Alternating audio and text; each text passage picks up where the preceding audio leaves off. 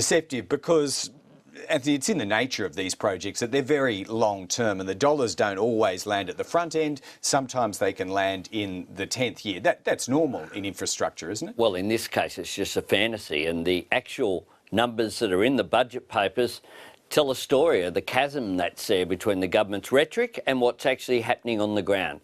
This current financial year was budgeted last year, $9.2 billion of expenditure, actual 7.6, a $1.6 billion cut in actual infrastructure investment. And it continues to completely fall off the cliff, going down each and every year. So that in 2020-21, it's down to $4.2 billion, less than half of what they were saying last year would happen in infrastructure.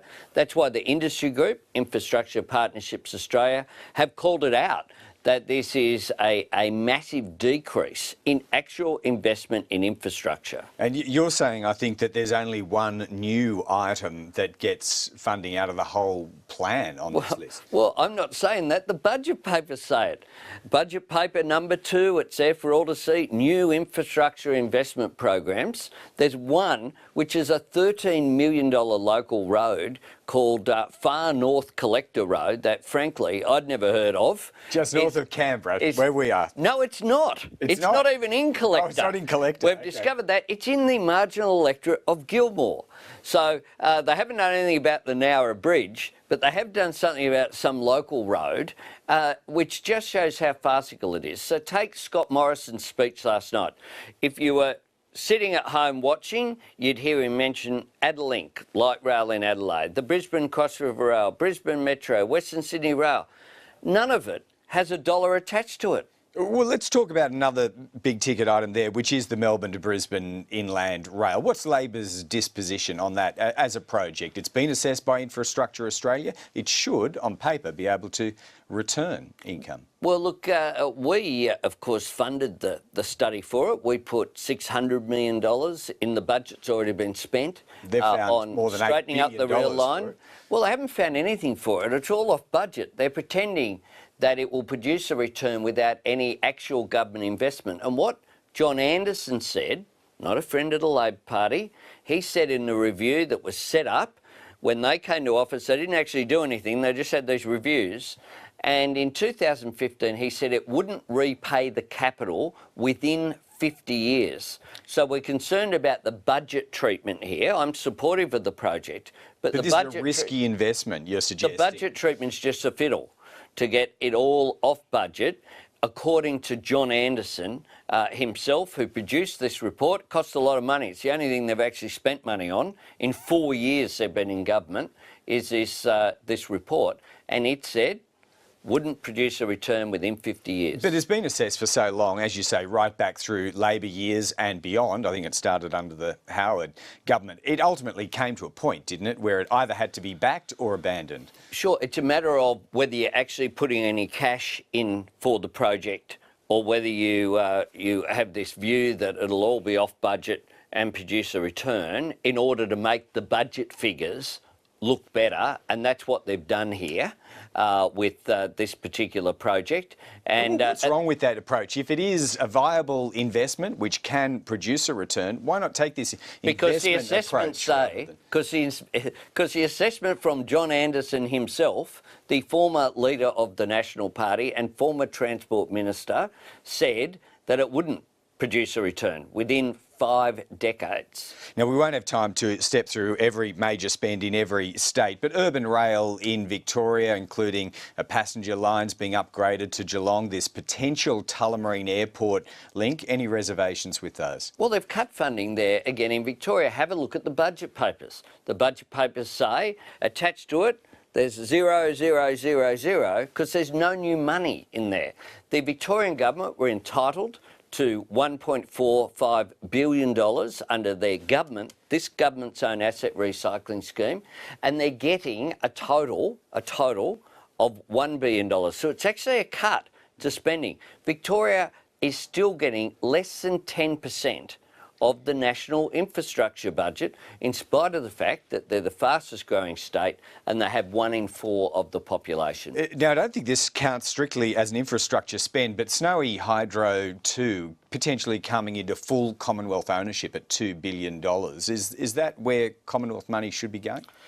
Well, it's currently publicly owned. It's owned by the Commonwealth and a couple of the states. They've said they'd be prepared to buy it. We'll wait and see what that happens. I'm not sure, frankly, that it makes a huge difference in terms of the corporate structure for Snowy Hydro, but we'll have a look at that. Fair enough. And back into another area away from infrastructure, tourism. Now, the overarching sort of marketing body, I suppose, Tourism Australia, has had cuts in previous budgets and is up for another. What are you saying is the impact of this for those in the tourism sector? Well, the collective impact of what the government has done in one, increasing the passenger movement charge last year, contrary to their own commitment just a couple of months beforehand. By a small amount. Slashing funding. No, it was a substantial increase.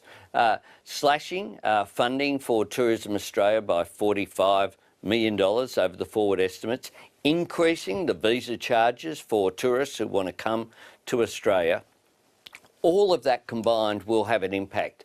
And How much? What do you say that impact would be? Well, we'll do a proper assessment of it. I'm not like this government. I won't just make up figures and say that'll happen down the track. What will happen, though, is it's really cutting off your nose to spite your face. You cut Tourism Australia funding, and what you do is you're limiting the marketing of Australia. That produces a return to the national economy from growth in the tourism sector. And this government just has a look at tourism and thinks that it's a cash cow. Well, it's not. It's been identified as one of the super growth sectors for the economy. It employs almost 1 million Australians alone. And we need to encourage this industry, not continue to hack away at it. All right, well, let's see what they, as an industry, have to say in the days that lie ahead. I think they've been pretty clear already, you might find. All right, well, broader budget themes now. Why can't Labor straight out say they're up for this 0.5% increase in 2019 on the Medicare levy? It would, apparently, fund the gap in the National Disability Insurance Scheme. Why is that not a lay-down yes? Well, one of the things that we're concerned about is the equity impacts of this budget. They've got, this nonsense of figures like the $75 billion, when Scott Morrison's great-great-grandchildren are in Parliament down the track, whilst they're actually cutting actual investment. You have, in terms of the fiscal impact, if you're a millionaire, you'll be $16,800 better off because of getting rid of the deficit levy. Right. So does that come into Labor's calculations here? You might seek to change that, extend that in some way? We'll make announcements at the appropriate time. But the fact is that last night's budget gives people at the top end a tax cut and people at the lower end a tax increase. So people on $40,000 are going to have a significant tax increase that will impose a burden on them, and people at the top end are being treated very differently, just like this government with its $50 billion of company tax cuts. All right, well, let's see where Labor goes with that. There's obviously a few signals coming from you there, I think. And just because Joe O'Brien mentioned it at the introduction to this interview, some reference to chatter about the Labor Party and dissatisfaction. What's going on there? Media chatter as vaguely reported around this place, not necessarily by the ABC, but are you aware of anything? Media board. We're getting on with the job. We've been very united over the last few years. That's a good thing. We're all working very hard in the jobs that we have. I'm out there today pointing out the farce, the mirage that is the government's infrastructure strategy. Remember a few years ago when they had their so-called $50 billion plan, that's all gone to nothing. That didn't actually exist, nor does this long-term view of spin that they've tried to put out last night. And nothing about that botched advertisement which went to air in Queensland has sent out any alarm bells through the ranks that you're aware of, as to the function of the Leader's office? Well, the fact is that it was rejected by Bill Shorten himself, who pulled the ad. It was rejected by me, by Chris Bowen. Anyone who got asked about it said the same thing. And I am somewhat bemused by the fact that people in the media say what we want is politicians who don't just read from the notes they're given. I'm a pretty straight-talking politician. What you see is what you get.